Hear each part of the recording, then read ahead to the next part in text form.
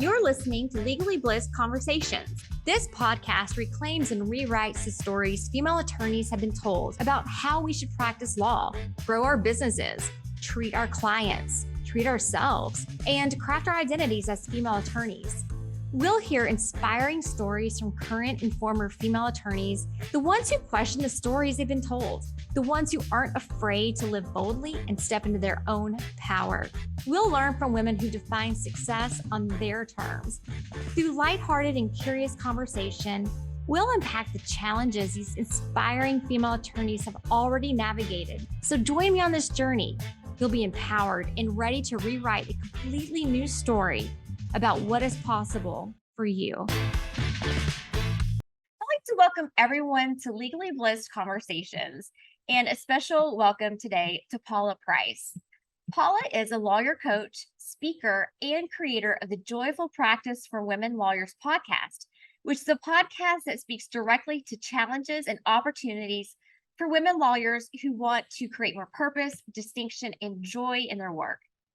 Paula is also the founder of Uplevel Lawyer Coaching, where she coaches lawyers and other professionals around time management, productivity, communication, interpersonal relationships, professional advancement, confidence, and career transitions. Welcome again, Paula. Thank you so much for being here today, and thanks for hanging out with me. Thank you so much, Susie. Thank you so much for inviting me to come onto the podcast. It is such a pleasure, and I'm so excited for our conversation today. And thank you to everyone who's tuning in. I'm delighted to have all of you here with us today for this conversation. Yeah, me too. Paula, like I said, has her own podcast, and she's been telling a lot of, she provides a lot of guidance, a lot of just practical tips, I think, in your podcast. So I'm really excited to have you on today to pull out a little bit of your story, like your personal journey into where you are now. So let's go back just a few years to let's go back to undergrad. We call it undergrad in Canada. Paula's in Canada. Is it undergrad? Yeah, exactly. So at what point did you decide going to law school is the thing to do? Oh, I love it. So thank you so much, Susie. When I was making that decision, it was undergrad. I was getting to years 3, 4, where you need to make a decision about what to do after undergrad. My story is influenced by as much what I did inside of university as outside. And so as a first-year student, I started out in sciences. This is getting a little bit detailed, so I'll try to keep it high level, but it is relevant. I started out as a science student, and it was not for me. And then I took a gap year, and I went to Switzerland, and I was 19 years old. I looked after 2 kids. I nannied there for a year, and I lived close to Geneva and was exposed to this international community for the first time. And I met individuals whose parents were involved in international organizations. The family that I worked for was a very international family. And I became very interested in what they were doing. The woman, the mother, was an international lawyer. She had worked for the Red Cross. So I just, my mind opened up to this possibility. Yeah. And as a student, I then went back to university and focused on international relations and economics. And I studied in those areas. And I took another year, this time through my university. I went as an exchange student to France, and again was in this international community. So my thinking when I went to law school was really torn, actually, between doing a master's in a program for international studies and going to law school. And ultimately, I decided on law school. I found there was a Canadian school, McGill, which had kind of the best of both worlds. It had this international element to it, a strong international student community. It was French and English. So for a Canadian university, it kind of had the best of both worlds as far as I was concerned. And so I went down that path. And the goal was really to be an international lawyer, somebody who worked with people from different countries. I wasn't really sure what that would exactly look like, but that was the original thinking behind me going to law school. Wow, that's really cool. And I admire your experience in taking a gap year and being a nanny or maybe an au pair. in Switzerland. That actually sounds really cool. Exactly. That's exactly what it was. And it was challenging looking Yeah. after kiddos. They were six Oh, I'm months and sure. 2.5 when I got there. And it was good training Sure. because Yeah. I now have my own kiddos, and it prepared me well. It prepared me for some of what to expect. Yeah. And it sounds like you made some great connections. And um, it's cool because, you can look back. It's so hard. I've talked with people about this, how like it's so hard to really know the direction you're going sometimes. When you look back, you see those little dots connected and you're like, oh, wow, that really made sense. And it's interesting how that particular experience prompted you to go to law school and really kind of go to a school that sort of had that international aspect. So what was law school like for you? Did you love it? Did you hate it? Were you Honestly, I loved it. I really enjoyed. I live in Vancouver. That's where my family is. And I moved to Montreal, which it's a fabulous city. It's really it's I mean, Vancouver is a wonderful city. It's very outdoorsy. There's a lot of glass buildings and new infrastructure. Yeah. Montreal, by comparison, is much more established. It's, I don't know, maybe the buildings are 300 years old instead of Yeah. 50 or whatever. I'm sort of guessing. There's a culture there of both French heritage and then the Anglo influence.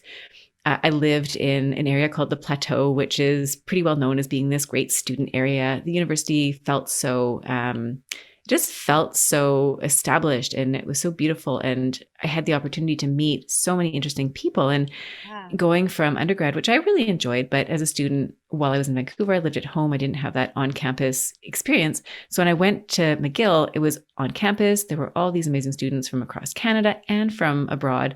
And there was this really vibrant community of students. And I just found getting into law, I was really interested in a lot of the topics that we were talking about. So there were certain topics that were really, really interesting from the perspective of being, international law and talking about international communities. And then also courses, and for some reason they're popping out. And thank you for asking these questions, Susie. I haven't thought about these things in years, but courses like property law and business associations, ones that were very technical, those were the areas that I actually ended up really enjoying. I loved the logic and just the frameworks of those courses. And so I found the stimulation of having these courses, the stimulation of being around all these amazing people in this city I'd never lived in before. It was really fun. There, of course, were stressful moments. Exams were always crazy. I was at the cafes studying till midnight during exam period, all of it. But I just found overall it was I loved the opportunities, and I loved all the people that I had a chance to meet, and the professors who they were so impressive to me. So I just loved it. What was your favorite class? It probably was property. Now that I'm thinking about it, I had this wonderful instructor. He was so lovely, and I just liked how things all clicked together. Yeah. I'll have to think about it. I might change my mind, but That's okay. that's the one that jumps to mind for me. Yeah. Yeah. And I mean, I could ask you tomorrow and you could like have another answer and that would be totally fine as well. Trust and Estate was also really great. Again, largely influenced by the professor. So, Yeah. I think yes. professors can definitely make or break a class, right? They can Totally. make it an easy experience or an absolutely horrific one, especially for law school. Totally. And sorry, I have to ask, do you have a favorite course? Like, if you look back, can you think off the top of your head what your favorite course was? So this is looking back. Yes, it was an intellectual property course. So I'm a trademark lawyer, right?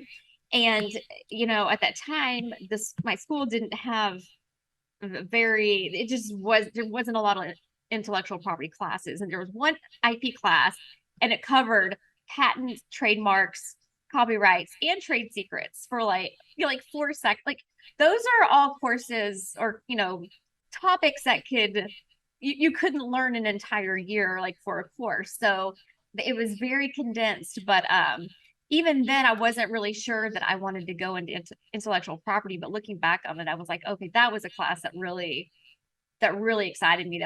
I found really interesting. So I liked Fabulous. criminal law. And that's where you ended up. I know, it's where I ended Good up. for you.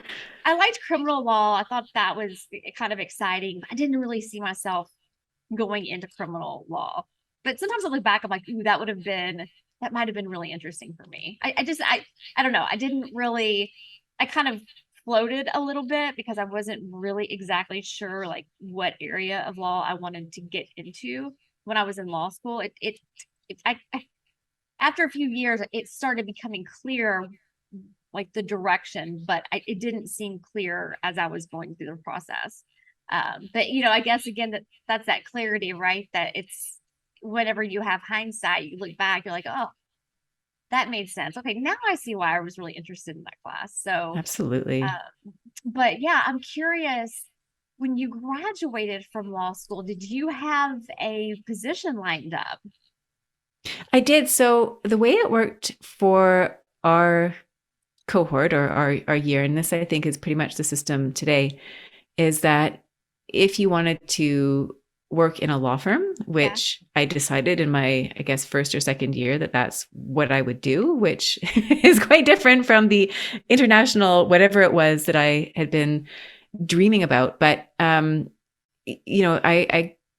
became interested in working at a law firm. And so I went through the process. And the process was you apply for a job in your second year, you summer at a law firm, and then you return after your third and final year to article. And after you article, you get called to the bar, and then you become an associate. So it's a bit different from the US system, where I gather you summer and then you graduate right at the bar and you're associating at the beginning. So for us, there's that apprenticeship or articling stage. And I said 3 years. Some people take 4 years. The school I was at had different programs being offered. Yeah. And so some of them were longer. And so I did have a firm that I was going to. I went to Bay Street initially, which is in Canada, kind of in Toronto. It's a very strong center for finance and law. Mm-hmm. And that was all ready to go when I graduated way back in 2003. Yeah, that's when I graduated. So what was your experience like your first few years in like the corporate world?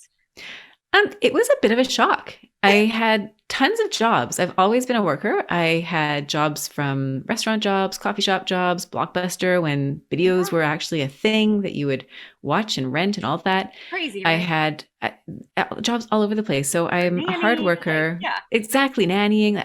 I've done a lot of jobs. None of them were in a professional environment quite like a law firm. And I think until you are in a law firm, it's hard to know what to expect or what it's like. And I think if you have lawyers in the family, you may have a bit of a window into what that world looks like. I didn't have any lawyers in the family. We had some family friends who were lawyers, but I didn't know what their day-to-day looked like. We never talked about being a lawyer. And so I found it to be quite an adjustment. I found the level of professionalism was something I really needed to grow into. I found the level of conversation was so much more elevated and succinct. And I think, I have a theory that because we're always in a firm environment, kind of where the files are important, the deadlines are pressing, the minutes are being allocated in 6-minute increments. So I found there was always that pace, right? And I mean, not always, I shouldn't say that. There were times when you'd have a conversation, it was super relaxed and you're talking in your office with your friend, your colleague, whoever. But I found that leap, right, from being in an environment like law school or other working environments that just felt a bit more casual to all of a sudden being in an environment where I really needed to be prepared for conversations. So going to visit a lawyer in their office to talk about a file, I learned I had to prepare so much more than I would have for a casual conversation with somebody at a previous job, for example. So to me, there were a lot of things that I needed to learn to figure out how to thrive in that type of a corporate setting. That's interesting, especially coming from someone, I'm similarly situated. There was no one in my family who ever worked in a firm or, corporate environment like that. So I wasn't really, I wasn't duly warned about what to really expect. And I had to up level a lot. And I look back and I think I was a little on the immature side at 25, was I ready for that level of responsibility?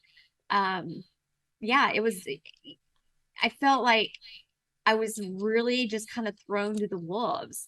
And I wonder if there are maybe certain schools, or maybe in the past 20 years, maybe law schools have gotten better in kind of helping their associates ease into that type of environment, or if it's still just like throwing them to the wolves. You work with attorneys on, a really close, you have really close relationships with attorneys who are in that situation, and we'll get to that. And I'm sure you have some thoughts on that, about the training that goes into kind of helping young lawyers adjust to being in a law firm. But I want to kind of stick with those early years of you being an attorney. What was like, in addition to that, it sounds like that was kind of one of your biggest obstacles, right? Just kind of navigating this corporate environment. What other challenges did you have as a young lawyer? And were you able to kind of overcome those? Yeah, and thank you so much for asking, Susie. These are excellent questions. And I think I should give a little bit more background. I practiced law for about, I want to say from, what was it, 2004, 2005 to, and that's after articling.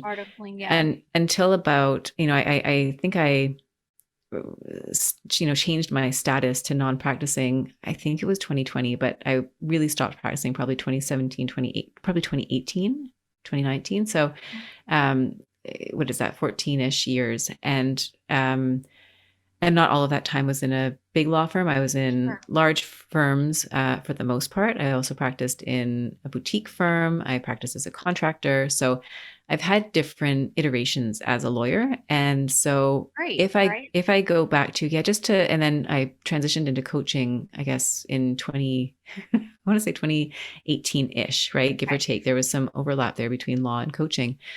But what I found challenging as a young lawyer, just what we talked about, right? That adjustment phase. And I think also, and this is something that I think has compelled me to do the work that I do now, is I have had a long road transitioning from a person who looked outside to figure out what to do to looking more inside to knowing what to do or to deciding what to do. And so I was very much influenced by the expectations of my family. Not that they aren't nice people, they're wonderful people, but that's kind of where it starts, right? Your family sets expectations and you want to live up to those expectations.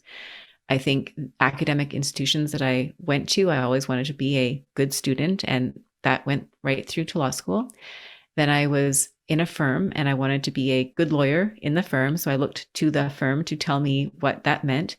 And so I spent a lot of time trying to find success, I suppose, by doing things that felt very much external to me. What were the next steps that were dictated? And dictated is a strong word, so it's probably not the right one, but that were set, standards that were set externally. And then I tried to meet those milestones, reach those milestones. And that is a challenge, because I think what happened for me is that I wasn't asking myself what I wanted. I wasn't asking myself what was interesting to me. I wasn't asking myself what was motivating to me. And so a lot of the choices that I made were, I did make some intentional choices along the way. I don't want to say I didn't, right? I chose what school I was going to. I chose my classes. I chose what firm I went to. I chose who I wanted to work with. I chose the practice area. I did make choices, but I think I made those choices with a very, very heavy emphasis on the external. And as I've grown up, and you asked me some questions that I prepared for, and so I'm going to jump a little bit ahead. That's okay. No, because you asked me what the challenges were as a young lawyer, and you also and I've also identified a challenge that I had as the more experienced lawyer. So the main challenge as a young lawyer is this internal challenge, right? It's not really looking at what I want and then shaping my career around my strengths and my interests, just sort of looking outside of myself. So that's a transition that I've been making over the years. So it's been a slow transition. And this is what I encourage when I work with lawyers. I encourage them to do that work, because I know how helpful it is when you start to actually listen to yourself and be like, okay, I don't have to look outside myself for the answers. Yes, there's the frameworks and I want to operate within them, but I also need to do the other part of that work, which is to decide where I'm going, what lights me up, what's going to help me fit best. So that was one challenge. And the other one, Susie, is having a family and then having the external challenge of, like, at the time I was working in a big law firm with, we had created a role for me that wasn't a regular role. So I wasn't doing the type of hours that I was previously, but still I found being a parent, with young children in a law firm environment, that was a big challenge. And what was so interesting was that the two ended up fueling each other in a very challenging but productive way. So as I was not feeling super aligned, right, as a result of making decisions based on external factors, I felt increasingly out of alignment with myself, right, and I just had a hard time seeing the path forward. I didn't know what that was going to look like, and at the same time, with these the boundaries that came along with having a family, I had two young kids, they're now 8 and 10. My husband travels for work, so I have a lot of responsibility at home, which I love. I would choose that, but it also meant I had to be so much more intentional about how I worked. And so it required me to be making decisions. It required me to set boundaries. And so the two of them kind of fed off each other, so that I've had to be so much more intentional about how I work, not only in terms of the substantive work. Now I'm coaching versus practicing law, so there's been a shift there, but also how I work. So I now work like many of us have started to do since the pandemic. I did it pre-pandemic. I work remotely. I work at home, and that gives me the flexibility that I need. I still work a lot. I get up really early. I work weekends if I have to, but I work in a way that is compatible with the other commitments that I have in my life. So I've really answered a question. You asked me about the challenges as a young lawyer, and I've turned it into more challenges. But when you asked me these questions in advance of our interview, I just thought I'd never really put those two things together in that way. And I think it might be helpful for people who are listening, who might find that the challenges that they have that come up in their careers, sometimes they work together. It's really hard when you're going through it, but the end result is that you overcome those challenges and find yourself in a place that is so much more in tune with what you want to do.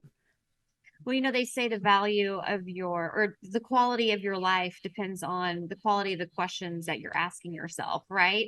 So I think that asking really kind of thoughtful questions and sitting down and looking at them, in writing your own answers or just marinating on them there's a lot of value. So if anyone's listening to this or watching this and they want a list of the questions that I asked Paula, they can just email me, contact me, and I'll give them that same list. Because I think that might be really helpful for people to, like, if they need kind of journal prompts, right? Things to kind of write about, or it's kind of self-explanatory or self-exploratory, and they're what and why and how type questions. Let me ask you, Paula, at what point did you start realizing, oh, dang, I am really being driven by these external influences, right? These external factors. And I'm not really digging deep into my own questions, like my own personal values in terms of like goal setting and making decisions. Like, I know that there's been this transition over the years, but was there kind of like this, when you look back, was this, can you look back and see like a point where like, oh, that's kind of when it happened. That's when I realized like I need to start going within, because within is where my guiding light is. Like, where did that happen? Can you pinpoint, or I don't know if pinpoint's really great. No, it's such a beautiful question, Susie. And yes, that list of questions you sent me is amazing. So I encourage anybody who wants to ask themselves those questions to write to you and to seek them out. There's not really one single moment, Susie, that was the moment where I realized I needed to look more at what was going on the inside. There's just these little pockets. For example, I remember wanting to go see a speaker. I wanted to go see Tony Robbins. I had started listening to his videos on, as I was at the time, my commute to the office was I would take the bus into the office and then I'd run home. And as I was running home, I'd listen to stuff on my phone, and I kind of found this trail of Tony Robbins. And I thought, this is really great stuff that I'd never really thought about before. And he talks a lot about questions and, all these different things. And so he was going to be speaking at an event in Seattle, which for me would have been a drive to the other side of the border. And I remember trying to convince this friend of mine over dinner. I was like, we should do a road trip. It'll be so much fun. We can go see him speak. And she's like, I don't get it, Paula. Why on earth do you want to drive down to Seattle and spend the weekend at a seminar to listen to Tony Robbins? And I was like, that's a really good question. And the answer that came to me was, because I want permission to do what I want to do, which at the time was to, frankly, do what I'm doing now. I wanted to stop practicing law and take the leap to becoming a coach. Now, there were a lot of things that had happened to lead me to that point where I discovered coaching. I was really interested in it. And so there was a lot more to it than just that one moment. It wasn't just Tony Robbins, right? No, it wasn't just Tony Robbins. It wasn't just Seattle. But that question that my friend asked me, where I realized what I was wanting was permission, was kind of an aha moment to me. And I go back to that. And I think for anyone who's listening who feels that sense, right? It's like you have that thing that you want to do and you hold yourself back because you feel like you need permission from somebody. And ultimately, Tony Robbins isn't going to give me permission to stop practicing law and go be a coach. Like, it's unrealistic, but I don't need it. But it's that sort of aha moment where you start to see where you're asking for things in others, where actually what you want is to do that for yourself. And so that was one of the many moments. But I think the biggest realization was when I actually did start to become a coach. So I signed up, I applied for a program, I was accepted, and I did my coach training. And a big part of the coach training was to do your own work. And so it required asking of ourselves questions. And the assignments were unlike questions at law school where you are asked a question and there's a right answer. It's like questions about defining.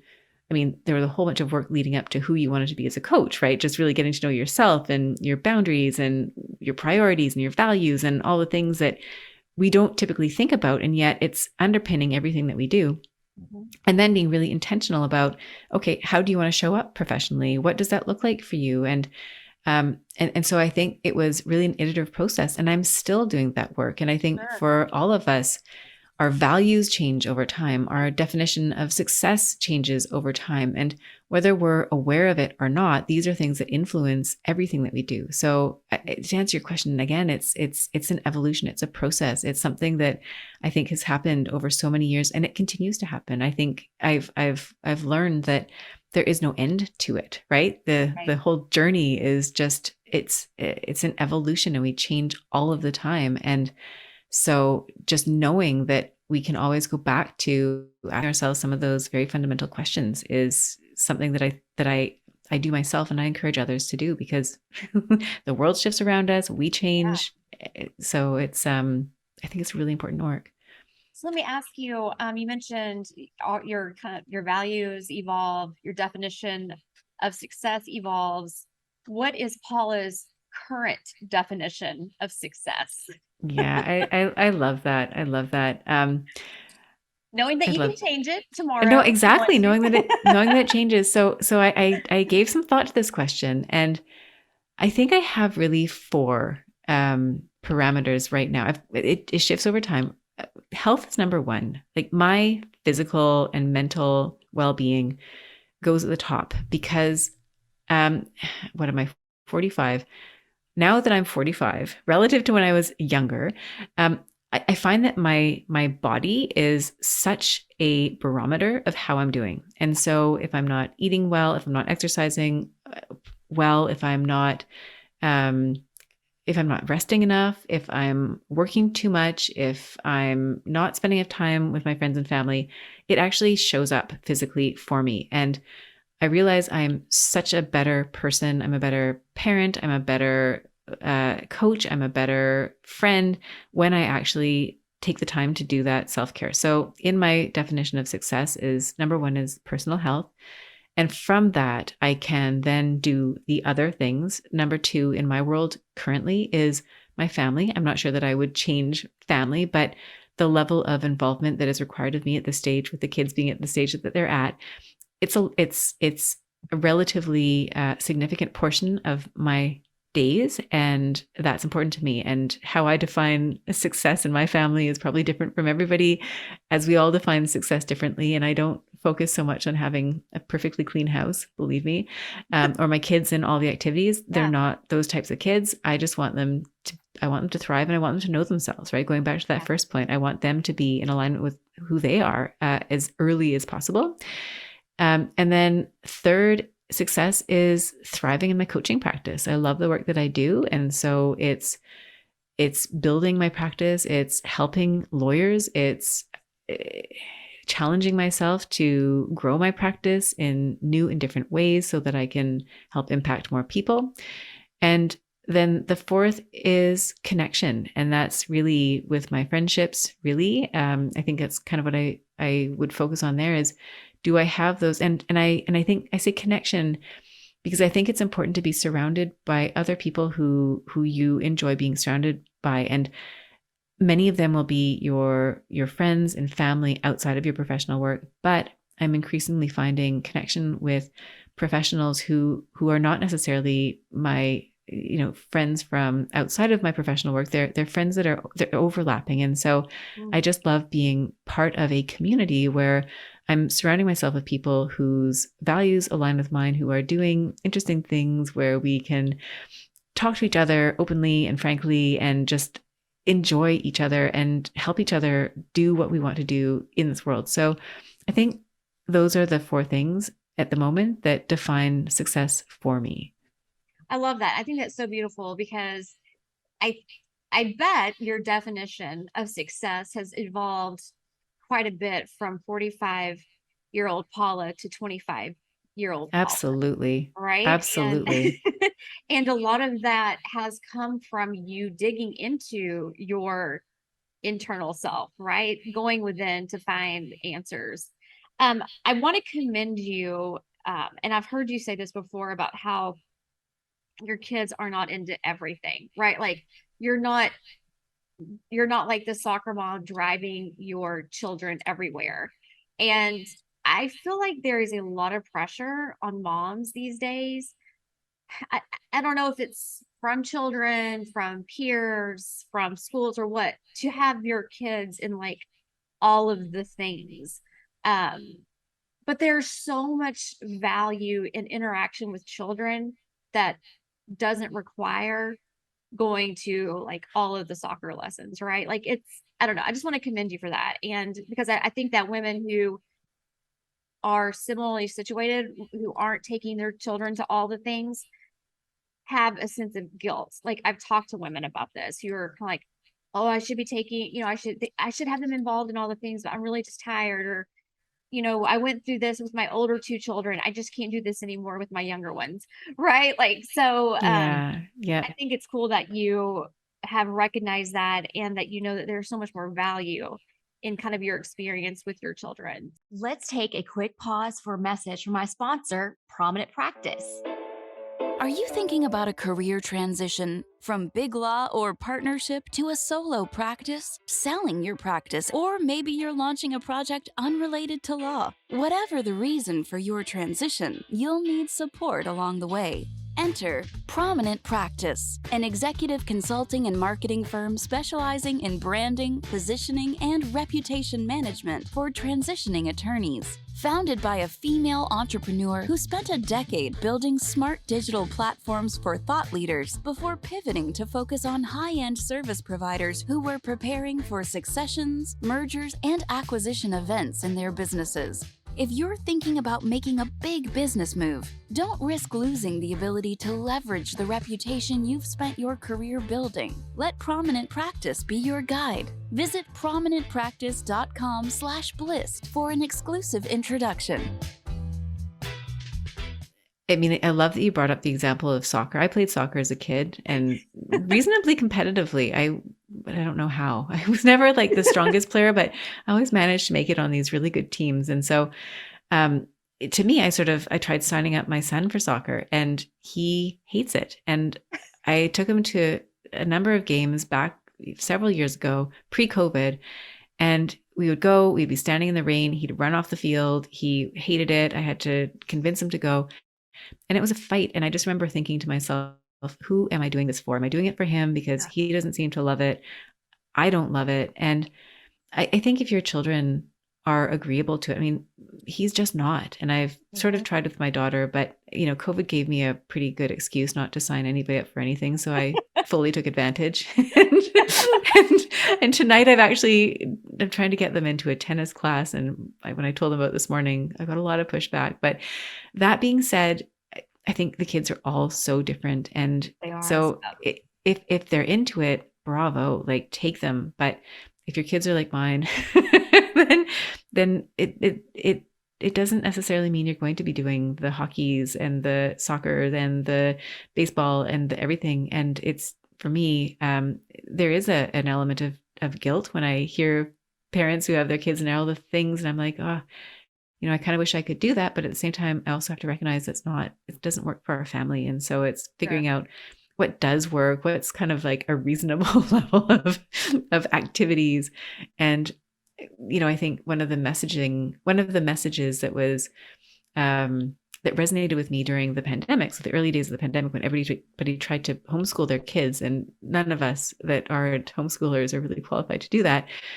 But there was a post from a teacher on my Facebook feed saying, put the relationship above the routine, or something like that. It was a relationship above something else. Yeah. And that resonated with me, that if I focus on the relationship, the rest is going to fall into place. So I try to remind myself of that sometimes when I'm feeling like, there are all these other things that I could be doing, but is it right? So is it right for us? Right. And if they're giving you the resistance, like about being in soccer, right? That's a pretty good sign. Like, this is not for me. in our case, I mean, for some kids, they go through that resistance phase and then they decide they love it. So, maybe my kids at 20 are going to tell me that I was a terrible mom because I didn't force them. But I don't think so. But it depends on the kid. It depends on the family. It's like, those are some of the struggles as a parent. Yeah. Do you push it or not? So in our case, we've just decided to try to find other activities and see what happens. Well, you're doing parenting, your husband travels, and you are also a coach. So I would love to kind of talk a little bit about your transition from wearing your lawyer hat to wearing your coach hat, kind of how that came about. I'm also interested in knowing a little bit more about your specific style of coaching, particularly with respect to consulting hat and coaching hat, because they're a little different. And so I'd love to talk a little bit about that.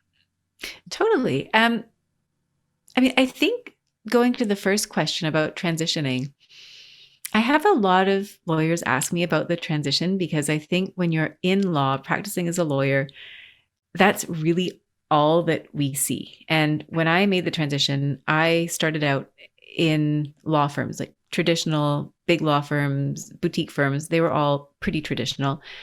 And especially when I left sort of the bigger law firm environment, that was all that I knew. And I didn't really know what else was out there. And so I know for a lot of lawyers, it seems like, what else is there? And how do you leave law, right? Law is this thing, you train for it, you are a lawyer. It's kind of got this nice definition to it. And so I have had a number of people wonder what it's like. Is it hard? How do you do it? And I guess what I'll say about that, Susie, is that it was a difficult transition, because it's going from one identity, right? Paula as lawyer to Paula as coach. Yeah. And when I first started out, my plan was to try to wear both hats, lawyer and coach. But what I realized a year into doing that, I was working as a contract lawyer, and I was building my coaching practice, and I was parenting, and I realized something here had to give. And I decided to turn my focus to the coaching work. That's what was really calling me. And so I did that, and it was really kind of awkward at the beginning, right? Going and calling yourself a coach. I had coaching clients pre-pandemic who were in law firms. And so I would show up at the law firm lobby dressed up, sort of, not necessarily super, super dressed up, but dressed up in kind of how I might have dressed as a lawyer, but not being a lawyer. And that to me was really trippy because I was there as a coach, not a lawyer. And it took me some time to make that shift. And now that I'm fully coach, I'm still a lawyer. I retain a non-practicing status with my law society. I still do some work in the legal area, not legal advice per se, but I still interact with lawyers all of the time. I help with legal education. So I still associate myself as a lawyer, but much more so I identify as a coach. That's where my thinking is. So it's hard for anyone who's thinking of making such a transition. It is challenging. It requires an identity shift. It requires really getting clear about where you want to go, what that looks like. And I think looking at the lawyering investment or the years or the time, right? Because I think that's something that people struggle with. Well, you went to law school, you practiced for however many years, you're really invested. And I try not to look at that as a sunk cost. It's not like an experience that I regret by any stretch. I think all of those experiences led me to where I am now. And wherever you decide to jump off, you have that base of skills and knowledge and experience that set you up for that next stage. And so looking at my coaching and consulting, you talked earlier about young lawyers making that adjustment. The work that I do now with lawyers is very much focused on the lawyer. So there's the coaching piece, right, which is a conversation one-to-one where we help establish what it is that the client wants help with. Is it they want to get a new job? Is it that they're struggling with their time management at work and they want to correct that? Is it they are pursuing partnership and they want help along the way? Is it they are a junior partner and their lives have exploded and how do I manage that? Is it I want to increase my business development? How do I do that? So there's the coaching, right, which is that one-to-one relationship for me at this stage of my practice. You can also do coaching in groups. You can also, which I think is also really fun. I'd love to get more into that as my practice unfolds. And then there's the consultancy piece, which is more the how-to, right? So that's where it's an instruction of how to set goals, how to build your relationships, how to manage your time, how to ask for feedback, how to communicate in a professional environment. So there's different how-to flavors, and that's where the consultancy comes in. And going back to again, the you'd asked earlier, are schools training lawyers to make that transition from law school to law firm? Some of the work that I've done independently. I've run a course. I didn't really run it this year, but a course for students to teach them in those areas, right? Time management, goal setting, all that, how to make that transition from law school to law firm. And this summer, I was asked, along with some other coaches, to help coach students who were joining a law firm for the first time, to help them, right, to make that transition. And so I think, and another law firm has asked me about helping them develop some programs as well for the practice management elements of being a lawyer, because I don't know if it's being taught in law schools. I know I've sort of seen programs out there that are designed to help with practice management, how to run a practice. And I think it's a skill that is so essential to succeeding as a lawyer. And so I like that there is a demand for it, and perhaps a growing demand for that kind of training. And so that's kind of what I would do in more of the consultancy area. Cool. So what is the biggest challenge you're seeing young lawyers have right now with their practice or adjusting? Also, I'm curious, have you coached many young lawyers who want to transition out of practicing law, period? I'd love to know. So interesting. So interesting. What that percentage is. So interesting. So what I find with lawyers that I coach, in the younger stages, right? Like the students, the younger associates, I think there are a few themes.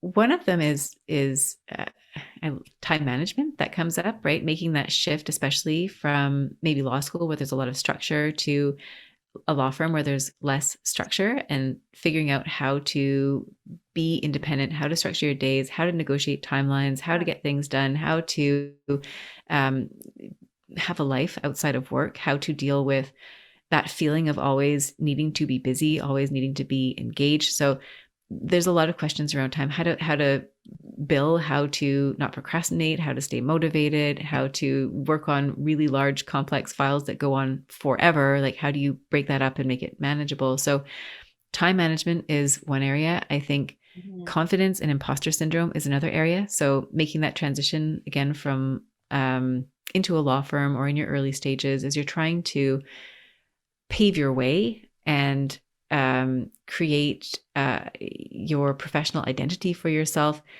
It's an intimidating environment. You're surrounded by very bright students, very bright colleagues, lawyers, your mentors, all of it. And so fitting in, right? Figuring out how to have the confidence to fit in. Boundaries, I think, is an area where sort of, the flip side of that, right? How do you set boundaries when you're trying to fit in and impress? How do you then set the boundaries to not burn yourself out, to thrive in that environment? How do you say no? So that's another area. And I think career strategy too is one of them. And you asked, are there a lot of junior lawyers who are looking to leave the profession? And I don't really know, because I only see such a small percentage of people who are already interested in that, right? Potentially.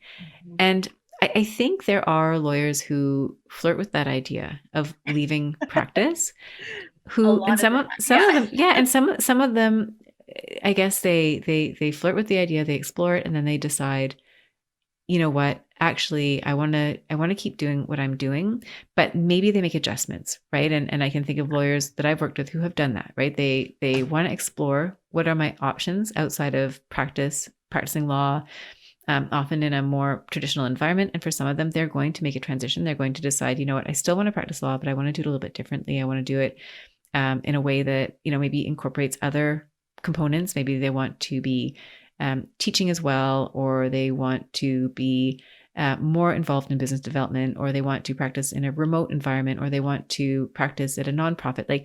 So I think some people will stay within law, but they might do it differently. And others, sometimes it's less frequent, decide they want to walk away from it and do something different. Maybe it's HR, maybe it's marketing, maybe it's something that is just totally outside of the box. That is a much tougher journey. I see that a lot less often than I do the version of, I'm in a position I don't like, I'm going to find something else. And, as we're talking about this, I'm also thinking, sometimes I think that's almost like a segue, right? That, I think our careers unfold in a very nonlinear path sometimes, and that's a good thing. And so sometimes it's making those adjustments and recalibrating as you go. Ultimately, you'll end up where it is that you want to be, but we don't always know what that's going to look like when we start out. Right. So I can tell when you talk about coaching, like people who aren't viewing this this conversation won't see your face, but you light up when you talk about coaching. I can tell it's something that you enjoy your career. What is your favorite thing about coaching lawyers? Oh, wow. Thank you so much, Susie. And thank you for saying that. Thank you. That's really sweet of you.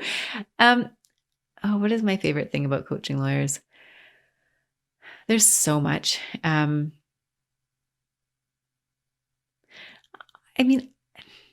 think there's a lot there. I think one of the things I love most is really feeling like I can help somebody else figure something out for themselves, right? I think there's this, we don't give ourselves enough space, I don't think, to self-reflect. And it's not anybody's fault. It's just, we're all busy. We have busy lives. We're running around.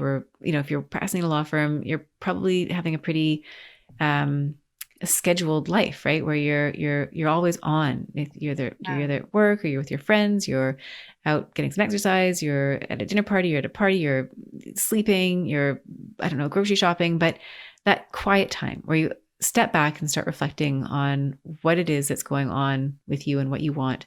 And so when I can help a lawyer make a shift, an internal shift, that is what we like to call the aha moment, right? It's like you see something differently for the first time and it changes things, right? And you know, I can think of clients where, you know, one client in particular I was helping with time management, and in one of our sessions, it's like the light bulb lit up and things just shifted for that client. And to be able to be with that person and to feel like you've helped them reach that point is something that is really special.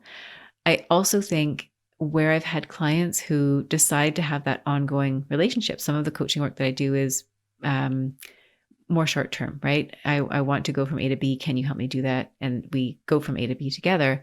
For some clients, they choose to have an ongoing relationship and that ongoing support. And so that is so rewarding because you get to see month to month how that person is evolving in their practice, and things that they didn't think they could do year one, year two, that's water under the bridge, and they are so much further ahead. So to be able to watch somebody in their progression, to be able to help them along the way, it's truly an honor. And I think the last thing that I'll say about this, because I could go on forever, is that the conversations that you get to have as a coach are so rich. It's really, we get to talk about things that are so real and so close to the heart. And I love being that trusted person that people feel like they can talk to about whatever it is that is going on inside their brain. No judgment. I'm here 100% in support of them and their goals. And I love those conversations. I could have them all day long. They're energizing to me. I love what we can do with that, right? Because I think if you're not used to coaching or speaking with people in a way where you're really just opening up, you're really vulnerable, there's so much power in having that conversation as the person speaking. There's so much power in saying things out loud that you've only previously thought in your mind. It is transformational in itself, just speaking those words out loud. So I think there's so much power in it. And I just love being part of that process. I think that you make a really good point. You know, when I think about coaching, I know a lot of people are like, oh, I don't need a coach. Like, that's not for me. But it's sort of like when you have the experience of having a coach and you do have one of those aha moments, right? Or you do speak certain words into the world and, you know, you achieve your goal. You realize that, like, you just realize the true power of coaching, right? Like, getting a coach and working with a coach is fantastic if you are ready to really up level kind of what you want in life. But I'm curious, if you could write yourself a note on a piece of paper, a little piece of advice on the day that you graduated from law school, what would you say? Like, to little 25-year-old Paula who just got out of law school, what would future Paula say to her? It's such an excellent question, Susie. And I think I prepared an answer, and now I'm having a different answer come to mind. But I think it all runs along the same theme. I think what I would tell her is,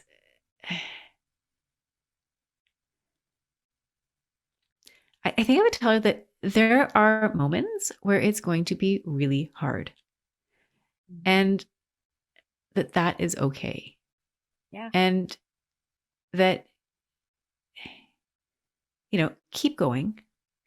And as much as possible, try to listen to yourself and trust yourself. Trust the whatever it is, whether it's that instinct or that calling or that questioning, like, trust that, and as much as possible, follow that. And I think what I would tell her is that everything will be okay. because I think coming out of law school, and I think even now, right, we're all transitioning on some level, right? We're always, something new is coming along. There's a new phase of life. And I think there's so much, well, I know for myself, I get scared. What's going to happen? Is this going to work out? Will it, will my kids grow up to be, will they ever move out of the house? Not that they need to anytime soon, but you're going to ask yourself questions at all stages. So Sure. as a student coming out of law school, will I work as a lawyer forever? Like, will I succeed in my job? Will I, do all the things that I think I want to do? So I think if we can allow ourselves to know that no matter what, it's going to work out, it takes a lot of the pressure off. So I think that's what I would say, is that it will be challenging, and that's okay. There's also going to be a lot of fun. Yeah. And to learn to trust yourself, to follow your instincts, and to know that everything's going to be okay. I love that. So do you think that 45-year-old Paula leans into her intuition a lot more than 25-year-old Paula did? Oh, such a good question. Thank you, Susie. I'm getting better at it.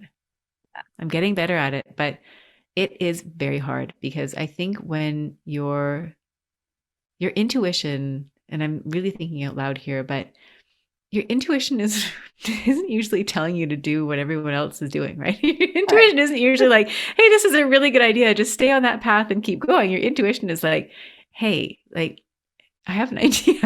I have an idea for you, right, Paula. It's really going to sound a bit crazy, but you're going to like it. So, I mean, at least my intuition is a little bit wild. It has some pretty crazy thoughts. And so do I listen to my intuition? Definitely more so now. Yeah. Not all of the time. But I increasingly do listen to my intuition, and I can see in hindsight where I have followed my intuition. And I think it's always going to be that balance between, my intuition, which is like, it's miles ahead of me, right? It's wanting the things that are 5 years out, and I'll be like, but I'm not ready. Like, I don't have the infrastructure in place for that yet. So yes, I do listen to it. It is a work in progress. It's a work in progress, as we all are. So what is next for Paula in terms of particularly your coaching practice? I would love to know kind of what you've got in the pipeline. Thank you so much for asking, Susie. So my next is, and this is kind of where the intuition comes into play in a very real, concrete way. So I have been growing my coaching practice for the past few years, and I love it. I love the work that I do with lawyers. I love the work that I do with law firms. I love the work that I do with other professional organizations. All of it, I think, is with a view to helping lawyers thrive, whether it's because I help them get aligned with their career goals, whether it's because we're focused on some of the, practice management, time management, communication, boundaries, confidence, those types of things. So that work, it really does light me up. I'm very fueled by it. And where I see myself going is, in the long run, wanting to create more of a community experience of coaching. And I love what you are doing in your community, Legally Blissed. I think that is brilliant. I love what you're doing with your podcast.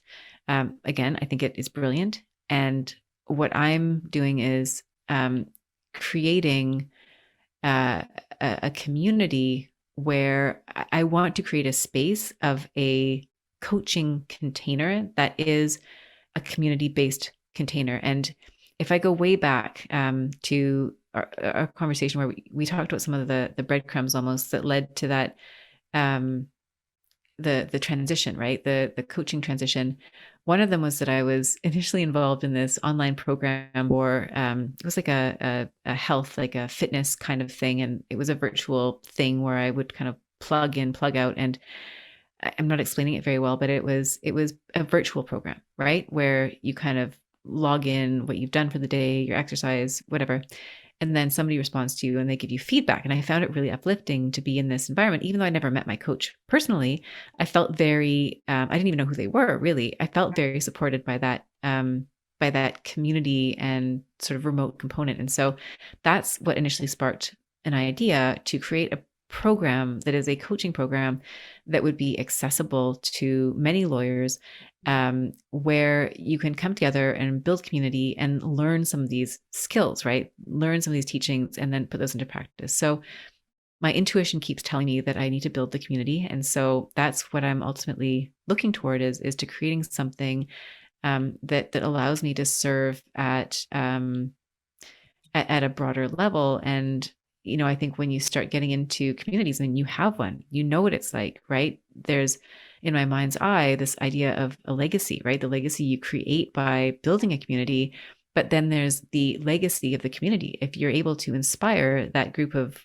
in your case, it's women lawyers, and I'm serving a similar group, right? I'm serving for the community. I anticipate it will be women lawyers, and it's looking at them and saying, okay, when you come together in this community, what else are you going to be able to do as a result of being part of this team? And so I think there's so much potential there. And to be able to create something like that, I think I just think it'd be so impactful. So that's kind of like the long-term what's next. And I have no idea what the timeline is or what it looks like. I've got some ideas in terms of how to do that, but again, it's balanced out against all the other pieces of of day to day. So, my intuition is out there in the future, and I'm like, okay, intuition. And you put it out there, right? Which is huge. And also, we talked about what's really important to you right now, your values, your personal health, your family, helping while you're striving their practice. And your last one was connection. So, as long as like you're making decisions on a daily basis that are aligned with these four things, then you will be probably moving closer and closer towards something that looks like having a community. Yeah. And I love that you're so good at this, Susie. You're like, you're a wonderful listener. And I feel the coach, sort of the coach questions almost. And yes, it's you a little here. I love it. I absolutely love it. This whole experience, I feel like I've had the most wonderful coaching experience, your questions and all of it. And absolutely. And I think that's something that, when we know what our success, our definition of success looks like, when we know what our values are, exactly, it's making those little decisions day to day that align with those values, where we don't necessarily know what it's going to look like in the end, but if it follows on those values and it aligns with our own sense of what success is, then I believe, and I've seen this in others, so I have evidence, and I don't know, I can't really think of my own examples right now, but, I think that leads you to where you want to go. I love that. Okay. With that, Paula, thank you for hanging out with me. Where can people find you? Oh, thank you so much, Susie. It has been such a pleasure and an honor to be here speaking with you and to share this conversation with your listeners. It's amazing. Thank you so much. I think for anybody who's looking to find me, I would go. I'm on LinkedIn, so you can look up Paula Price, and I'm there.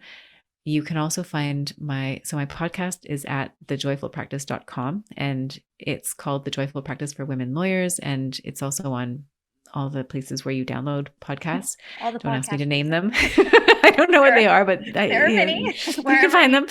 Wherever you indulge in your podcast pleasure. Exactly. It's there.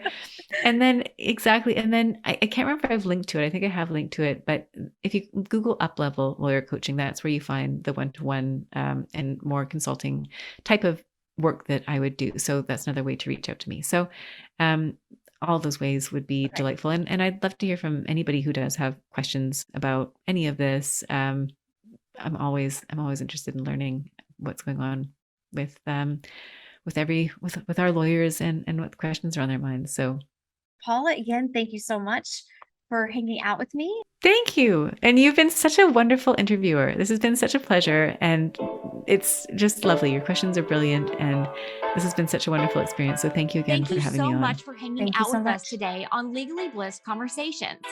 If you love this episode and you want to hang out with other inspiring and light gold female attorneys, Be sure to join the Legally Blissed community at legallyblissed.com. And be sure to follow me on Instagram at Susie Hickson. See you next time.